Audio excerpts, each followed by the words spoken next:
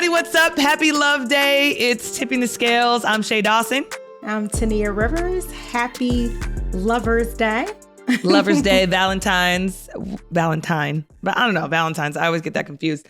Whatever it is, hopefully you guys had a wonderful love day. You will hear this a couple days out, but we are excited to talk about love. That is one of our favorite things here on the show. Right, T? I think so. And I think people love love. Like, it's just something that we have this connection to. And when we start talking about it, it's like this attraction that pulls people in, including me. Yeah, exactly. And then you already coined me the love doctor. So I was very excited to hop on today and dissect a few things. Slow your ass down. I wanted to be like, and I am sitting here with the love doctor, Shea. Ding, ding, ding, ding, ding. Hello, everyone. We're geeks. But I know. But we love what we do. We love spending time with each other. I love really being on this platform with you guys. But I definitely love to talk to Shea about love because this is her expertise and she's really good at it. So thanks. While I love to share, I actually love to get advice. So I'm going to walk away getting my own advice while we share this with you guys as well. So yeah, and actually, T doesn't need that much advice anymore. She's doing a lot of work in her area. Yeah. And I'm just so proud of her just for overcoming fears as it pertains to getting out there, putting herself out there. Yeah. I mean, everyone knows she's a catch and she knows she's a catch, but it's just a process on how you let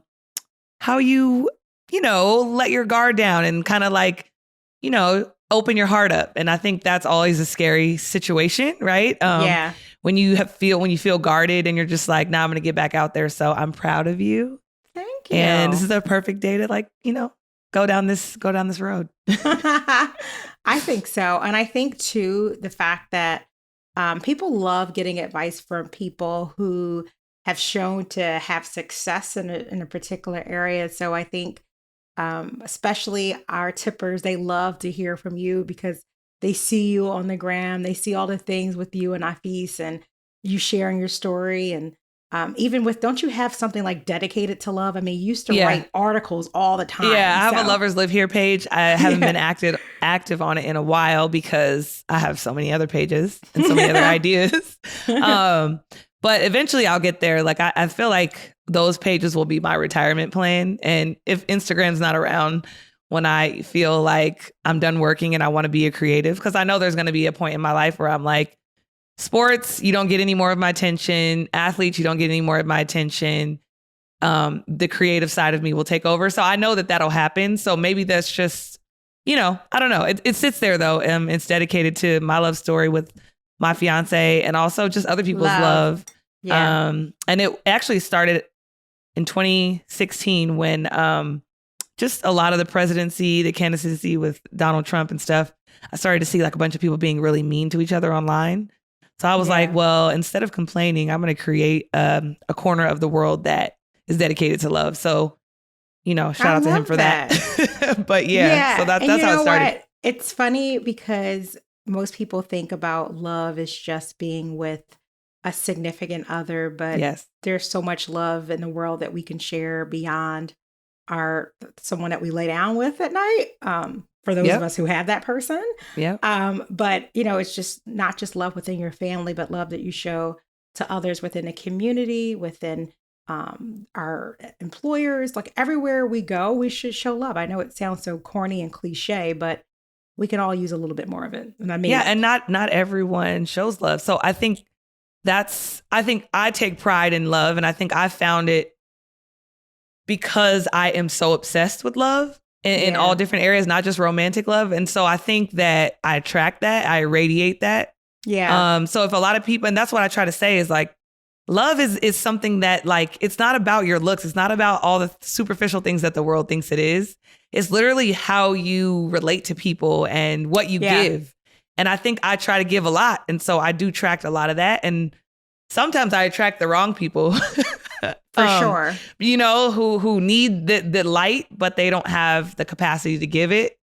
So I have grown in my love journey to protect my love too, but also still give it freely to even those who don't give it, but in a conditional way.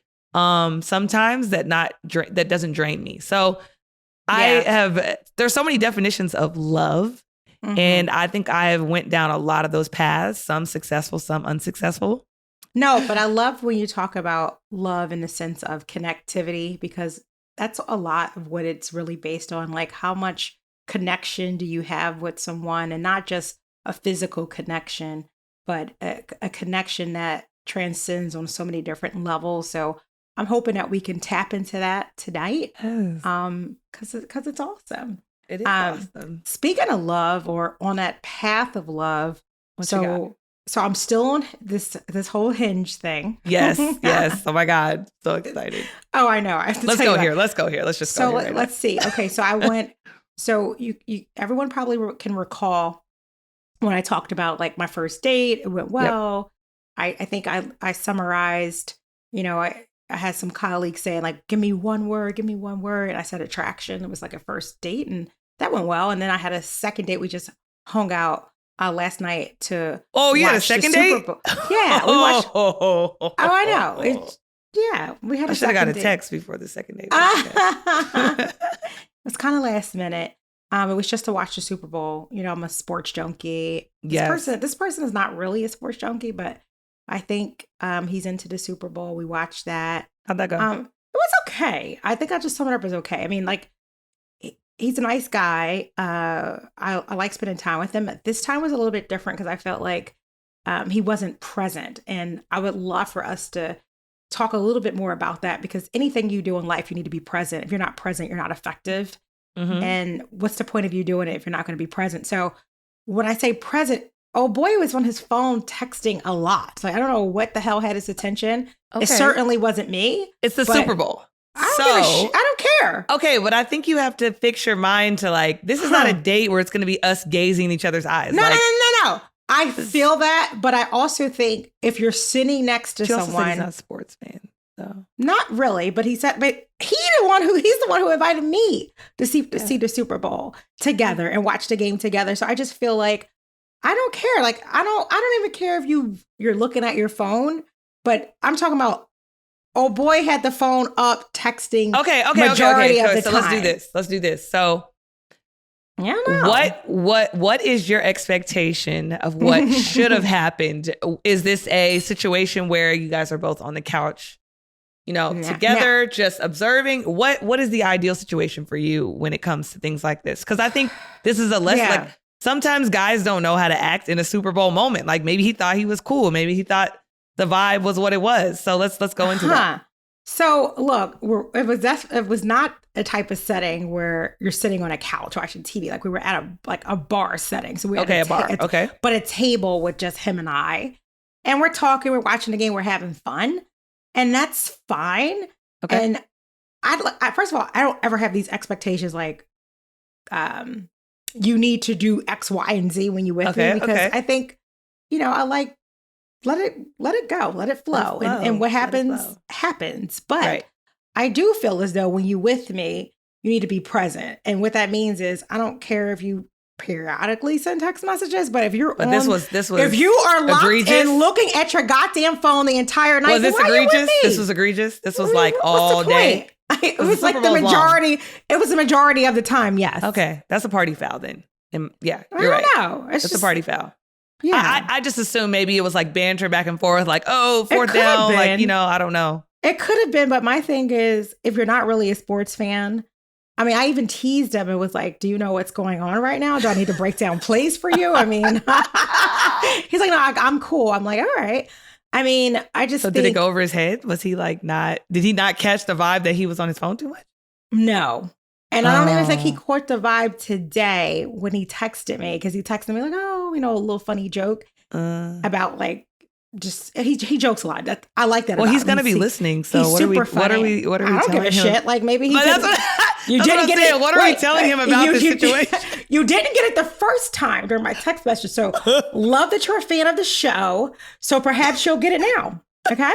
So I mean, so he texted me. It was just like, Like just a joke, like, and I said in this joke, I was like, well, let's just focus on being present during our time together. And and that went right over his head. He didn't get it. So I bet you get it now though. Bet you get it now. Hey friends. I love it. Okay. So being present is a thing, right? Being present. Yeah. Yeah. I love that. Now, is a second date, like when you accept a second date, is that like, what base is that? Like, like, yeah, I would say if hold your hand, or how does that work? Oh, wow. We're talking about holding hands and touching. Goodness. Can you hold my hand? I don't know. It depends on a vibe. It depends on it's definitely a vibe. It's definitely the setting too, right? Like, where are we when we're holding hands? But look, I think if the first date goes well with someone, there's good chemistry. Chemistry is everything, right? Yeah. So if there's good chemistry, there's a good connection. I think that is now presents itself another opportunity. So I think I need to go on a few different dates too, like just to see what's out there, test the waters. Yeah. Although, and we got to save this for later, but my ex is like coming hot and heavy for like. He's definitely probably listening. Oh my God. He's not giving up. Like, he is coming, like, I'm coming for her. So I do want to explore the topic of. Okay, I'm about to say that, but not right now. Like, because that's a whole nother situation. But we should talk about it, because I think people who are listening, there are going to be people in our lives that we spend time with, and we make the decision to move on for whatever reasons. And it comes back. I think it comes up as a topic sometimes to say, do you look back? Do you potentially give someone an opportunity in the past if it didn't work the first time around?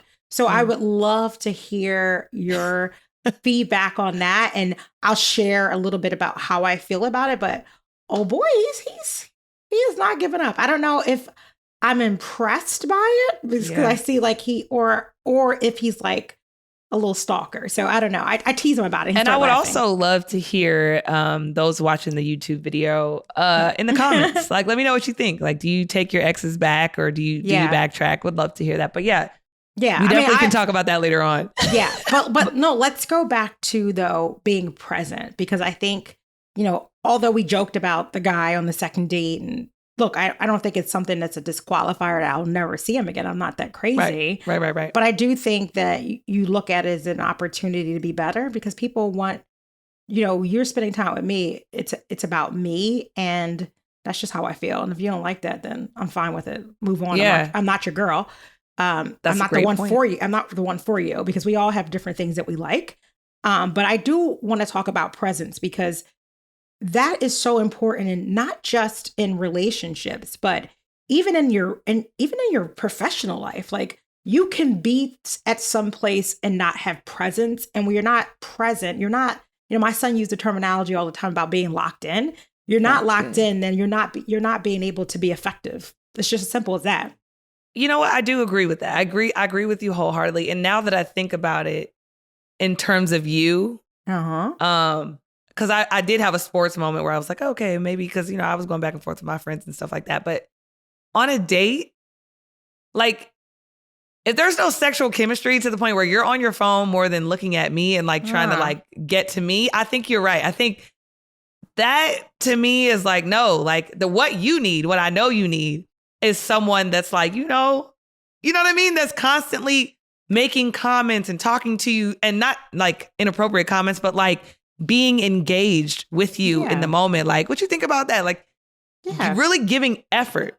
Yeah. That's what I mean? Effort. Like, that's an important word too. I think that's, I think it's almost like it goes hand in hand with being present. Like, it's the amount of effort that you put in. And if you're lacking effort, then you gotta keep it moving. I mean, I said today on my Instagram, I said, effort is a direct reflection of interest. And I said, bingo. Okay. And I said, oh, look, a Valentine's Day message. I wasn't going to send some sappy love message or post a sappy love thing, because love is great, but like, that's realistic. Like, I don't want people to get the idea of like, yeah, today's love day and we're all celebrating love, but like, you know, it's work. You know what I'm saying? Like, so your effort is a direct reflection of that. And you know what? You're right. And at this stage on a second date, not being present, it's not okay, actually, now that I think about it. Yeah. Listen, here's something that I believe wholeheartedly, and it's something that, you know, my grandmother said. She's no longer here. And I love Nana. Nana was everything. But listen, this is something that Nana said, and I stand behind this. And this is why I was kind of dating someone last year. I wasn't feeling it, and I was just like, all right, let's just move on. He said the same thing. We just wasn't for each other, and that's okay. Yeah. But Nana said, when a man wants you, you know that you won't even have to think. You know, when he wants you, this was her advice to me when I was like conflicted about like, oh, Nana, I like so and so. I don't know if he likes me. And she said, well, he's not for you. Because if a man wants you, Tyneeha, he's going to make it known. And it's not something you're even going to have to think about. It's going to be very present. He's going to go after it. He's going to go after it hard. Yeah. So if I don't feel like there is a pursuit that you have made it known that you're interested in, I'm going to keep it moving. I'm with you because I'm a whole catch. I hear you. On so many different Nafis levels. Was so relentless. Like I ignored this man for the better of 4 years, and he did not stop. Because you know why? Because he was like, Shorty, I want her. He said when he saw me, he was like, it's over. Yeah. And I didn't even talk to him the first day that we saw each other. Like, so you're exactly right. And Nana is a wise woman. Yeah, Nana said you don't even have to think about that. Like the fact that you're even asking me means that he's not for you. Because if he's for you, you would know it. Like he's gonna come after you. Like when a man wants something, especially a woman, he's gonna go after it hard. And there's no ambiguity of not sure. Like I know. Yeah. If someone likes you, you'll know. And if not, you'll be confused. Yeah. Yeah, well. So if you're confused, chances are very high that. Yeah. You know what I like, though? I was thinking about that today. What? Because, you know, as I'm still I have to get comfortable with being on a dating site. Like, it just gives me like, why am I here? Like, I feel like I shouldn't have to do that. But it is what it is in the world that we live in today. So it's a level of comfortability that I have to get, right? So I gotta figure that out. You gotta mix it up. I gotta figure that out. But what hit me today is like, you know, because one of the guys on Hinge kind of hit me up and was like, what kind of like man am I attracted to? And you know what's really attractive? What? A very intelligent man. Like if you are smart and you can stimulate me mentally, we can go places. No, I agree. And sexually too. Like when you're smart. Let's get there. I'm just saying, like, take my time before you try to trickle my underwears down my just saying, I'm going there because the older I get, the more I need the mental stimulation for everything to just pop off. You know what I mean? Like everything. And when I think about this one guy that I was a bit attracted to, I think dude was just so smart. And when I talked, and it's not even about like, because people think it was smart and just associated with like how many degrees does this person have? No, not at all. I don't even know. This like that Tupac smart, that like just intellectual he mind. Was that intellectual, but he also he was like a good mix of just being intellectually and like just everything, but also street smart. Like he just was well-rounded. Well-rounded. Yeah, and that was just like, I mean, I would get the little eyes when I saw him. Or you're like, shh, what he gonna do? What he gonna say to me today to take my mind? Yeah, no, definitely. I definitely am. But that's an attraction. Like, so that's just something that I should just keep in mind too, because you know that though, like after one conversation, like I think we are in a world of such a texting generation.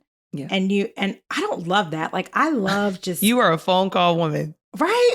I know, because I do it to you like, Shay text me. I'm Shay, like, where you at? And I'll be like, crap. A text will Shay suffice is totally right now. good with texting. And I'm like, Shay, we need to talk. Because I'm trying to do so many things at once. And I know when I get on the phone, like I have ADD, so I'm not going to be able to focus. So if I can send the text and still like multitask, but I know when to focus. I know when I can hear your tone when you're like, basically like, call me. I know. And you call me. You're call like, me, bitch. Like, call me. Hey. I'm like, hi. Yeah. But yeah, I'm like old fashioned. I like to talk on the phone. Like, doesn't mean we have to talk on the phone a lot. I'm super busy. I don't have a lot of time. But I think if you really want to get to know someone, like, I don't. But you're good. You're good at the phone thing. Like, I don't care to get to know you through a damn text message or through an app on Hinge. Like, stop that. Yeah. No, definitely. And like I said, but you're good at the phone thing. Like, you're a very good, is conversationalist word? It is, right? A conversationalist. Yeah, that is you. Word, you can take things so many different directions. Like when we're on the phone, we're just talking about, what we want to talk, when we want to discuss on our show. Like, it's hard to get off the phone. Like, we just keep going places and going places and going places. I know, right? So, I mean, I don't think it's a bad thing. No, I think you just gotta, it. Yeah, I love it. And I think I like that you communicate that early.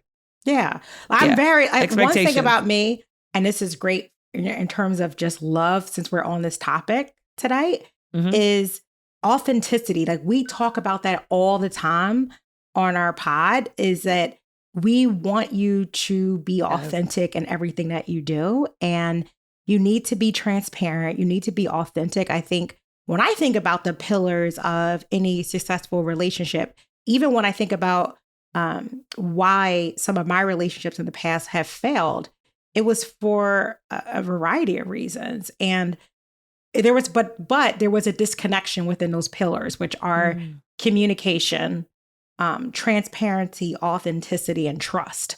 Like, those are your pillars. And when there's a break in either one of those, I feel like the whole house comes tumbling down. Yeah, no, I agree. And what I've learned also is the environments that the guys, that you're involved with, or just kind of like in your, like, just check out the environment. Make sure you learn a lot about their environment, where they spend most of their time, the things that they're interested in. Like, is it an environment that is mentally feeding them the right things in terms of how they view women, or how they view the world, or how they view people. And like for Nafis, like, when I think about him, I did meet him in the gym, in a basketball gym. He was a basketball player. I was a basketball player. But when I came from that environment, we came out of that environment, and we kind of just talked about life. The things that he was into are a direct result of how he is with me, right? Like, he's always reading. He's reading things about the world and where it's going, and he makes all his predictions on what we're going to be doing in 5 years. He follows educators on social media. He has always followed educators before social media was a thing. But like, anyone who is an intellect, he is like so into what they're doing, and like their words and like their diction. He's like so into that kind of thing. I love that. So for me, I'm like, he's already speaking my love language, technically, of like just that mental stem of like, he's always thinking about something. And every time we talk, we have something to talk about. Like, and he is very, very into helping Black people advance.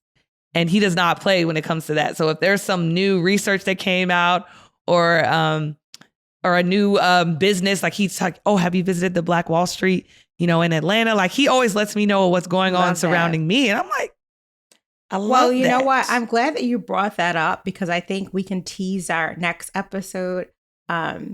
Future next, either if it's not next week, is the week after. I think it's a week after. Yeah, I think it's a week after.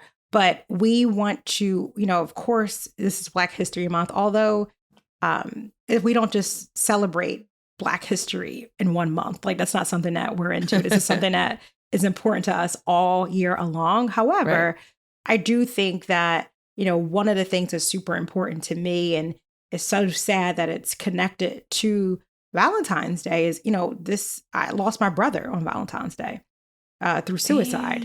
Right? I didn't know it was on Valentine's. It was on Valentine's Day. Yeah, it's sad. I'm going to call my mom today, because I'm sure she worked, but this is just a tough day for me and my family because of what happened. And what I think is so important for us to focus on, which we're going to talk about in a future episode with Nafis, because this is his area of expertise, is to talk about mental health in the Black community, because it's something that isn't talked about often. Right. It's, oftentimes in the Black community, it's something that's not easily accepted. So I can't wait for us to focus on that, because I think it's a really important topic that will help a lot of different people. And it's something that I'm just passionate about. Just, losing a brother through suicide was earth shattering. And if it wasn't for me getting the support that I needed, and being able to talk about it in a platform with a therapist, I don't know if I would have got through it. Because as you can imagine, it was super devastating. Yeah. And Nafis lost his brother also, not to suicide, but to murder.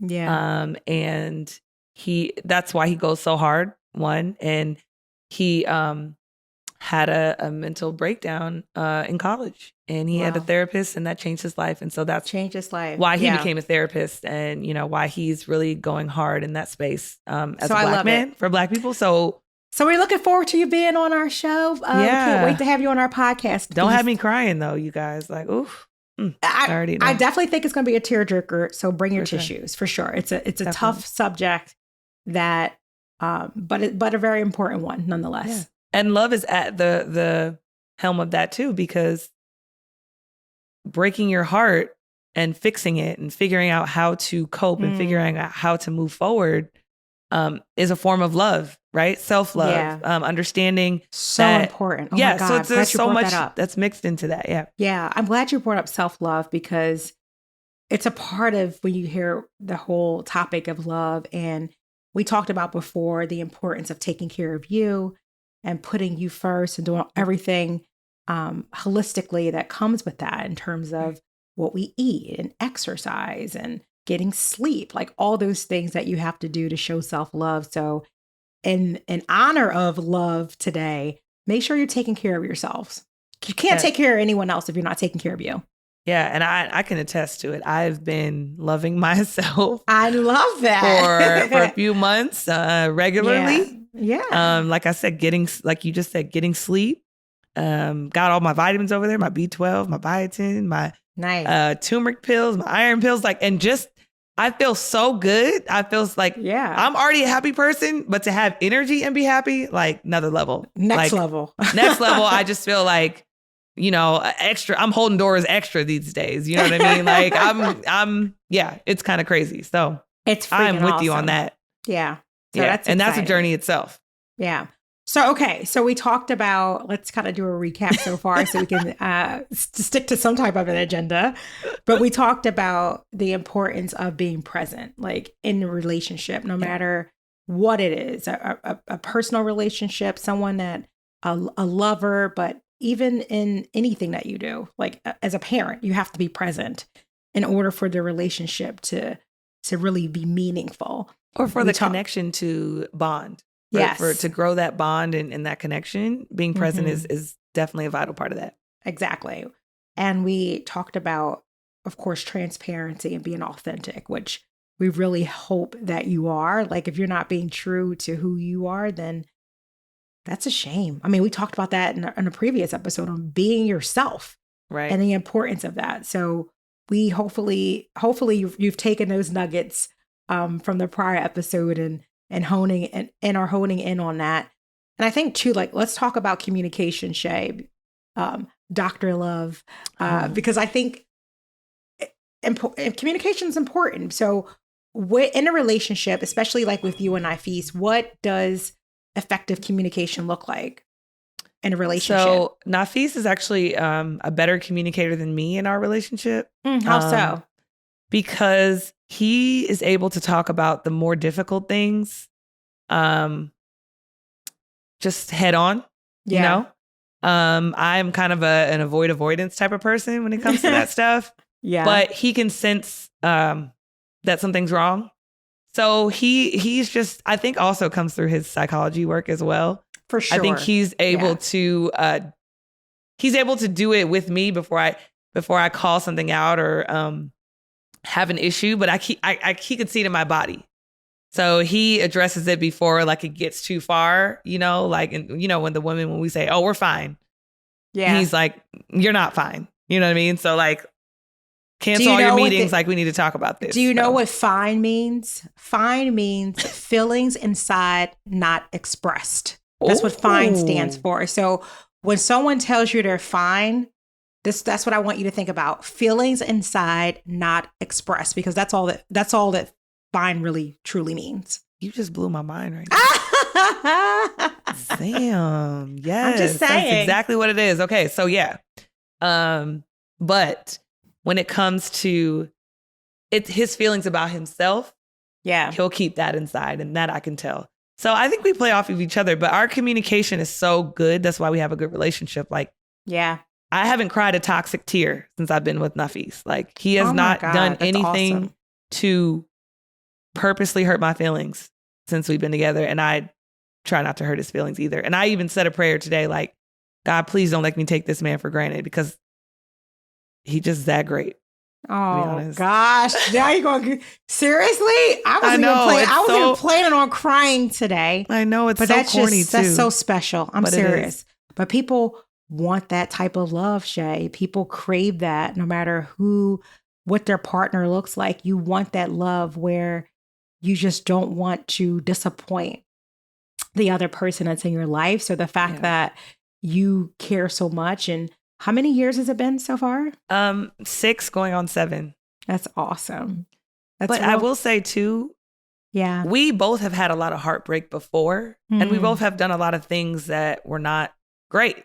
And I think getting to a place where you do that deep work, and he is very intentional about his deep work, and so am I.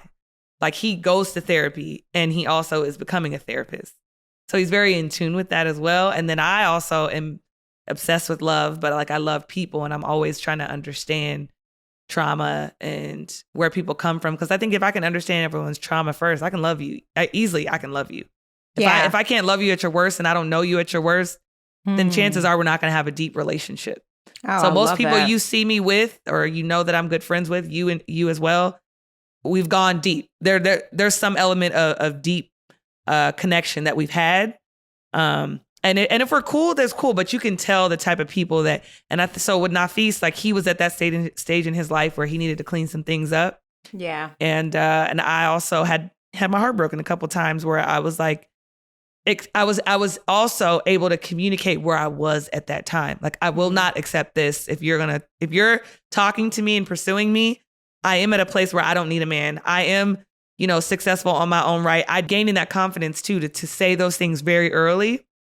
And we had a day where we just sat in my apartment, and we just told each other everything about us. Yes. And we didn't even speak for a day after that. Actually. I was literally going to say to you how first of all, to do that deep work is very difficult. And when you hear some things that you don't want to hear, because we always think of our partner or our loved one as, we're not perfect. Right. And but we like to see them in a positive light. Yeah. So when they really open up and tell you who they truly are, and things that you may have not seen, is very difficult to digest. Yes. And so how did you digest that? Okay. Yeah. So I think so, because we started our relationship that way. But anyway, so because we started our relationship that way, there was no surprises. So it helped us authentically be ourselves. But I would say, so the day we basically laid it all on the table, we didn't speak for maybe 2 days. I didn't think he would be able to just like, just hear my true, authentic, like, just bare my soul. Yeah. And he bared his as well. And it was a lot for me to take. I was like, is this going to follow us? Is it going to, Yeah. And so, the second day, I want to say it took like a day and a half. I know, like, that second day, it was that, hey, and it was like, hey, like, how you feeling? And we went back into it slowly. Yeah. Where we went to dinner, not like a fancy dinner, but just like ate together and kind of just sat with each other. Like, we really took our time, and we didn't force anything on each other. And we were both individuals at that point. Like, he had his own apartment that was like his first liberating apartment. This was my first time living on my own too. So we both enjoyed our apartments, and then we just slowly came back into it. And I think when we realized we didn't judge each other, it was like so much easier. I was going to say too, like, how long ago was that in your relationship? So we met each other in 2012, but we were not romantically like sharing like that. We had feelings or anything, which is more of like friends. But I think when you do text someone, there is kind of an attraction there. So, but we never said like, he never tried to talk to me until 2016. Right. So everything we spoke about. You guys good. So you guys had a really good friendship. We're basketball friends. It was definitely like basketball. I was definitely an athlete advocate. I kind of knew a lot about the pro path. Yeah. He was trying to retire. He basically was like, I have a kid. I have a situation. Mm-hmm. And then, so 2016, we kind of talked about our attraction to each other more because he was ending his relationship. And so I was like, yeah, I just need to make sure you're good with your relationship. Like, I'm not trying to get into no drama. Like I said, that was one of my boundaries of like, I don't do, child's mother drama. That's just not something I'm prepared to do. Cause I'm elevating at this point too. Like I just got my job with the Sixers. Like I'm moving to a new city. I know Philly's ruthless. I want peace. I want peace. Like I want to go into my situation focused. I don't want to be like, hey, can I leave work? And I'm like, I didn't want to get into that. So I would say we were friends. And we started to hang out within Philly, like maybe like for a few weeks. And when it started to feel serious, so let's say like maybe a month in, we didn't even say we're boyfriend and girlfriend. It was just like, hey, like I think we're getting serious. Before you like commit yourself to me, I need to tell you some things. Yeah. And then he was like, well, I got some things to tell you too, if that's how you feel. And I was like, okay, well, let's sit down and talk about it and see where we land. And but I will say I trusted him with me. See, that's that pillar. We talked one of the pillars. And why I trusted him with me is because when I moved to Philadelphia, he did a bunch of things that showed me that he cared about me beyond the surface. He vetted apartments and areas and here's shopping center, here's the grocery store. Took the time. Don't go to this area. Here's some apartments I think you're like based on our conversation. Based on the things you've told me, based on the area, and where I saw you live when you was in LA. So I trusted him with myself, knowing that he did all that groundwork. And I don't think he expected anything in return. Yeah, I had to let my guard down and be vulnerable. So I'd say that was we talked about that important. Too. And I think when Raven was on, she talked to me and gave me advice about being vulnerable and how important that vulnerability is and that's something I've been keeping in mind too, just as I approach, a potential relationship and really just kind of building on friendships with some people that I'm meeting. It's just, how can I be more vulnerable? How can I let my guard down? Yeah. So that they can really get to know truly who I am. Yep. Okay.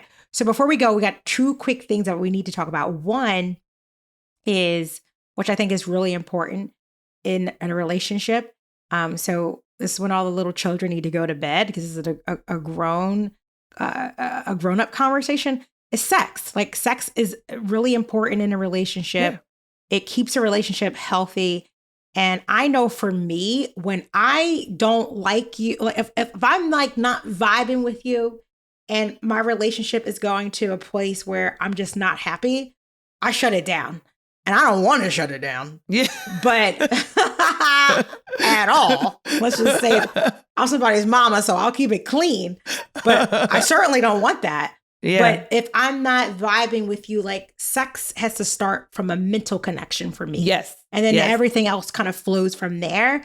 On a future episode, we're going to actually bring on a sex therapist because we believe we believe that is super important. And there are some folks who might not feel brave enough to talk about it, but we feel you. We want to get ahead of it for you. So we're going to bring someone passively get some gems. So we're going to bring someone on that can give everyone some gems. But I do think that if you want a healthy relationship, that sex is a part of it. And I can't stand when people use it as a weapon. I have girlfriends like, oh, I'm mad at him. I'm done. I'm going to shut it down for like 4 days. Like, come on. Don't do that. Yeah. Don't be selfish. Or don't do it in spite. Yes. If you're going to shut it down, let them know, like, I'm not really feeling you right now. And here's why. It's not going to work for me. Right. But don't use it as a weapon. That's not fair. Exactly. Not fair. Man, it sucks for you too. I mean, really. Yeah. But shame on you. Shame on you. But I do think that it's a healthy part of a relationship that you can't ignore. I agree. And a lot of people have to realize that sex is about giving. So if you're not a giver, then you need to figure out what kind of person your partner is, or you know what I mean? Because it's a good mixture. I won't say balance. That's the scary. A good mixture, a good flow of what works for both of you. Like, and a lot of people are not educated on what that other person needs. People just think that it's an act. It gets done, it's over with. And it's like, no, like for me, I am a very deep person. So I like kissing. I like all of that kind of stuff. So I need to know, like, and I picked the right person. You know what I'm saying? Like, we have great chemistry there. So it's like, I don't want someone who's like just so selfish. You know what I mean? And I think you have to figure out that too, like that good harmony. Figure it out. But so I'd love to have the sex therapist on. When in doubt, you need to get some advice if you can't figure it out on your own. But don't just, my point tonight is just don't ignore it. Don't sweep it under the rug, because it's very important, and for some folks more important than others. But it is something that is about, we talked about that connectivity. It's a piece of it, and should be enjoyed. Yeah. And also there's also another component too from men is like, you can't expect so much from a woman if she's doing everything, cleaning, cooking, and, you know, going to work, taking care of your kids and all that. And like, you're not doing your part. Like, it's probably not all going to work out for you, because I'm not going to want to have sex with you if you're not holding your end of the bargain, because that's not attractive. So attraction also comes with getting your shit done and showing up for a woman. That's attractive. Right. And that, you know, is what makes someone just really, really understanding where you're at. So. Yeah. We talked about like, it's about like, I can only speak for myself, but if I'm happy, she's happy. Yeah. We're happy. We're happy. Anywho, moving right along from that. But you guys got to see Shea. She's dancing. She's crazy. You hit that one on the head right there. Woo. Right? Okay. So the other thing before we end tonight is I do want to go back, because I do think that there are people that are in my shoes where you have someone from, I call them a blast from your past, where they want to come back and they say like, hey, I messed up. Let's fix it. Hell no. But no, for real. Okay. So Shea's like, a hell no. But so here is my thing. And it's funny that. Yeah, I'd like to hear your take on this. One is, you know, I have a lot of respect for my ex. Like it didn't work out. But I would never bash. He's a very private person. Yeah. He's a very private person anyway, and I would never say anything negative about him. That's not my style. That's not who I am. But I'll say that he's definitely like coming in like, I mean, even today he's like, can I take you to Egypt? I'm like, let's hold on, old boy. You can't go from, we've been almost broken up for 2 years, and you call me, you're like, can I take you to Egypt? It's like, you catching flights? Okay. Pump your brakes, Bill. Catching flights. But I like how he's coming, though. I can't say that. I like how he's coming. I guess. But it is funny that he is reaching out, because one of the things that I learned from him is an analogy that he used about there's a reason why cars have these rear view mirrors, because it's always looking at the things that are behind you. Okay. And he said that's, you know, so that's what I think about in a relationship. Like, that's something that was behind me, and now I need to look forward. I'm not looking in a rear view mirror anymore. So it's funny that I got that from him, and look at him. I'm just saying, like, practice what you preach. But I do think it's worthy of just spending a few minutes on it, because I think people go backwards sometimes. And how I feel about it is that if you had something, whatever it was, and it ended for a reason, that it was a reason why you're not together today. And at the end of the day, people don't change. I'm the same person I was 2 years ago. Although I have different expectations, and I understand things that I need to do differently in order for a relationship to work. Like, I learn from my mistakes. But at the end of the day, I'm that same girl. So I'm curious to get your thoughts on that. Do you think that people can revisit things from the past, and can it work after it didn't work before? So first I'll say I've seen it work. Okay. But for me, I've never went back. And every time every time I've moved forward, I have been like, I'm so happy I didn't go back. You know what I mean? Because like you said, people are who they are. Yeah. And they change, they evolve. And I still, I'm friends with I still think the core of who you are stays the same. Like you can make some tweaks, but I think no, don't totally. But I just think that how they view you and the reason why they either left you, did you wrong, or whatever is still gonna be an issue. So not to say that they're a bad person, not to say that they haven't changed or evolved. They probably have. I know I have. I'm not the same person I was. But there are things that I think maybe they couldn't deal with me. Yeah. Like a lot of guys that I were with were jealous of the other guys I was around. Now that had a lot to do with them, not with me. But I'm not changing what I'm doing. I'm still around athletes. I'm still around men. I'm still around successful men. I'm still around ballers. Like it just is what it is.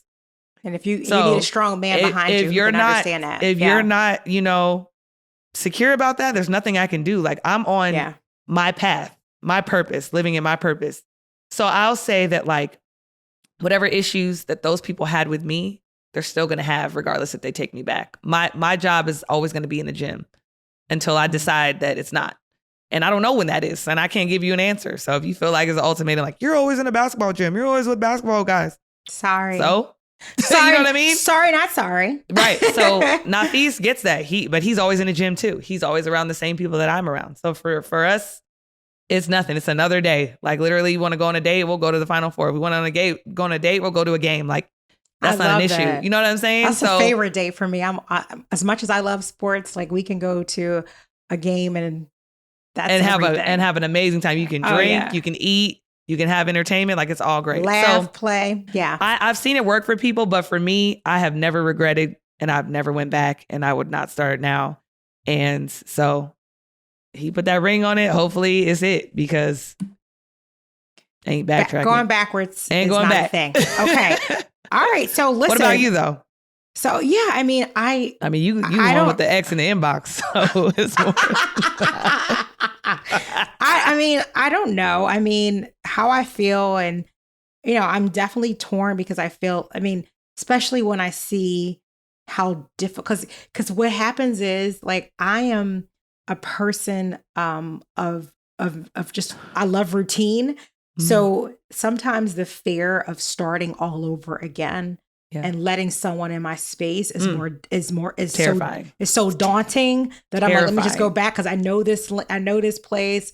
I love familiarity and it's a place where I've been and I know I can I'm okay with that opposed to like going on dates. Like I don't like dating. It sucks. I hear you, but you gotta be an astronaut in this world. You gotta explore that. You gotta explore the outer space, outer banks. Like you gotta go, Tyneeha. Like you are a rocket and you need to explore. I'm sorry. So I definitely have to explore for sure. I mean, I can't let fear get in my way. And we talked about how that's something I'm just going to have to put aside and be a big girl, put some big girl panties on.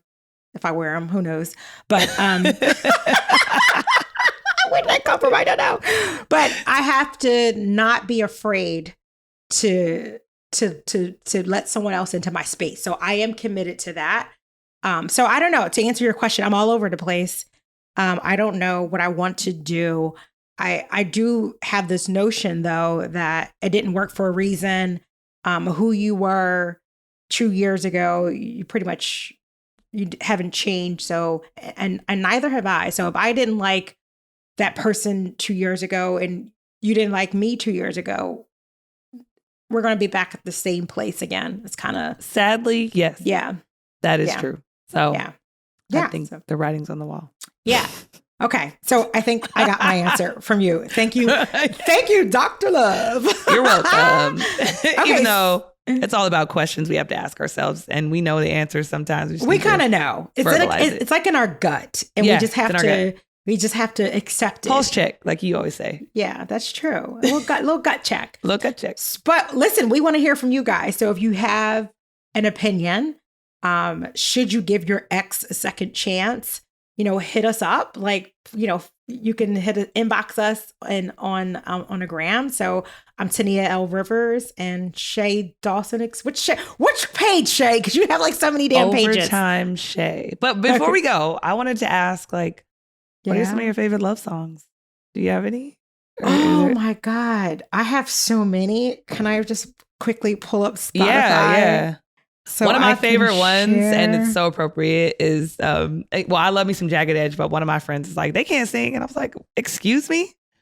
But Jagged Edge, Let's Get Married. Like every time it starts, see, first of all, let's get married. I know these so-called players wouldn't tell you this, but I'ma be real and say what's on my heart. Yes, sing it. I love it.